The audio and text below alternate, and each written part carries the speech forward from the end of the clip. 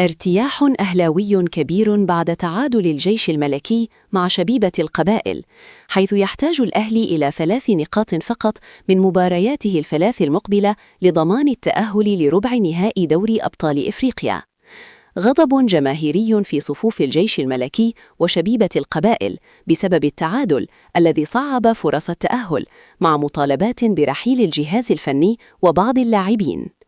سمير عدلي يسافر إلى تنزانيا لإعدال تقرير عن ملعب يونغ أفريكانز تمهيداً لطلب التدريب عليه قبل المباراة بسبب طبيعة أرضيته.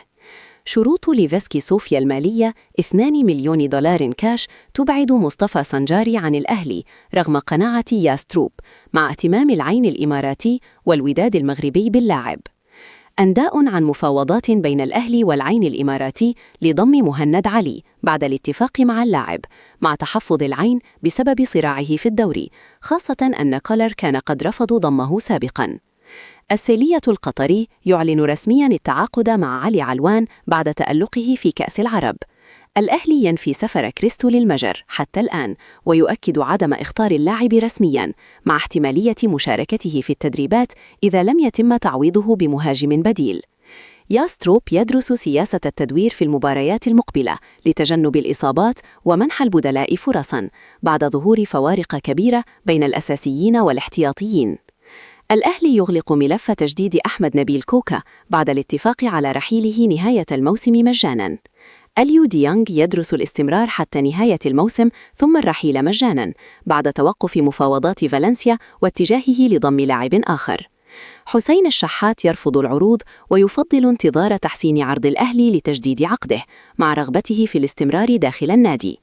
أصوات داخل الأهلي تطالب ببيع ما تبقى من عقد أحمد عبد القادر في يناير بدلاً من بقائه دون مشاركة مؤثرة. شريف إكرامي ووالده يوجهان الشكر للأهلي والخطيب بعد قرار محكمة الاستئناف بإيقاف تنفيذ حكم حبس رمضان صبحي. الأهلي يؤكد أن دعمه لرمضان صبحي إنساني فقط، ولا توجد أي نية لإعادته للفريق، مع الاستمرار في دعمه بقضية المنشطات. الأهلي يقترب من تسوية مالية مع أشرف داري لرحيله النهائي، رافضاً مقترح الرحيل المؤقت لفرنسا. أشرف بن شرقي يستغل الراحة ويزور المتحف المصري. وليد صلاح الدين يؤكد أن التعاقد مع مهاجم أجنبي مميز في يناير يحتاج وقتاً بسبب صعوبة السوق.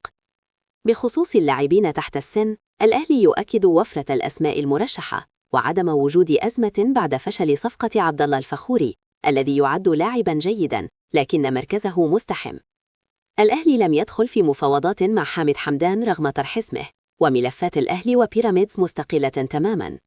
ملف التجديدات: جميع اللاعبين مستمرون حتى نهاية الموسم، والأرقام المتداولة مبالغ فيها، ولا يتقاضى أكثر من 20 مليون جنيه إلا القليل. عمر كمال عبد الواحد يشكر الأهلي على الموافقة على إعارته لإتمام صفقة مروان عثمان، بينما عاد عدد من اللاعبين الشباب للتدريب مع فريق الشباب مؤقتاً. عودة كريم فؤاد وعمرو الجزار للتدريبات والفريق بلا إصابات. البنك الأهلي يرفض عرضين روسي وخليجي لأسامة فيصل انتظاراً لعرض أفضل بعد كأس العالم. غوارديولا يشيد بعمر مرموش ويؤكد تميزه وقدرته على التطور مع حس تهديفي وتحركات ممتازة. محمد أبو تريكة يصف عمر مرموش بقائد منتخب مصر القادم ويتوقع مشاركته أساسياً مع مان سيتي. الإسماعيلي يعلن رسمياً تعيين طارق العشري مديراً فنياً للفريق.